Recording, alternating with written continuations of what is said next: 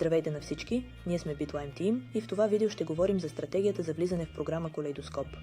Но първо нека да изчислим колко партньори са ни необходими, за да стигнем до трето ниво.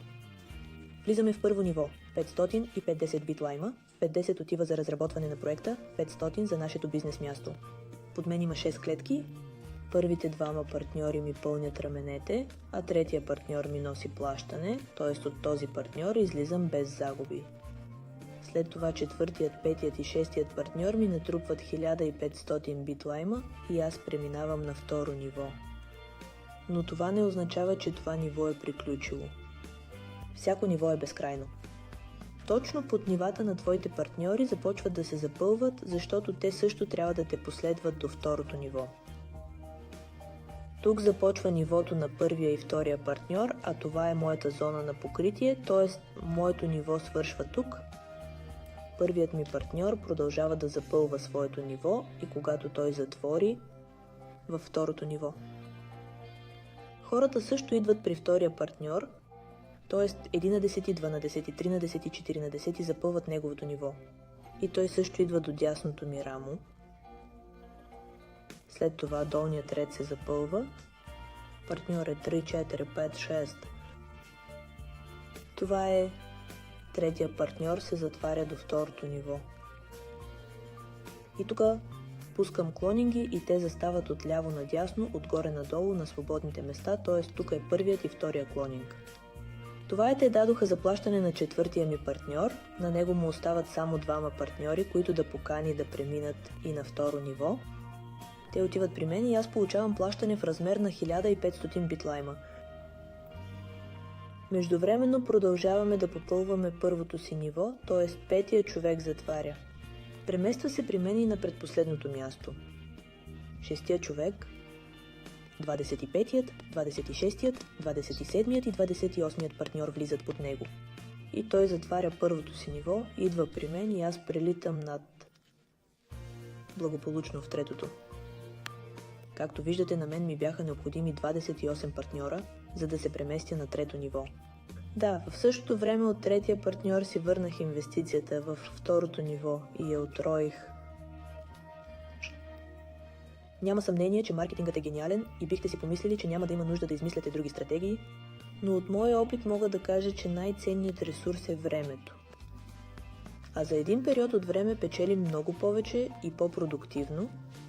Екипът е мотивиран, защото има постоянно движение, така че нека да разберем каква е стратегията 1+2. Това означава, че влизам в две нива едновременно, първото, което струва 500 битлайма и второто, което струва 1500 битлайма. Купувам си място и виждам пред себе си 6 празни клетки в първо ниво и 6 празни клетки във второ ниво. Партньорите ми правят същото, т.е. първия партньор купува първо ниво и второ ниво, втория партньор купува ниво 1 и ниво 2, третия партньор купува първото, аз получавам моите 500 битлайма, и той също купува второ ниво и след това клонинги летят от мен, точно тук, и запълват четвъртото и петото ми място. Имам предвид, само с 3 партньори почти съм затворил първото си ниво. Четвъртия партньор влиза в първото ниво, затваряме. И аз летя сам към второто си ниво. На маркетинга получавам плащането си от 1500 битлима. Така че четвъртия партньор вече е възстановил напълно всичките ми средства и той също купува своето второ ниво. Относно стратегията, петият човек се издига по-надолу и вече първият ми партньор също получава изплащане от 500 битлайма и аз съм затворен във второто ниво и преминавам към третото. Както виждате, само 5 партньора ми бяха необходими, за да премина на трето ниво. Шестият партньор също по стратегия заема първо и второ ниво и вече към мен летят реферални награди от първия ми партньор и му изпраща двама клонинга до първо ниво. По този начин се включва маркетинговата помощ. Поканихме само 6 партньори, а вече са пуснати 2 клонинга. Със същите клонинги той се затваря и лети до второто си ниво и получава 1500 битлайма за маркетинг. Според мен разликата е очевидна, но все пак нека да обобщим. Без стратегия, и с стратегия.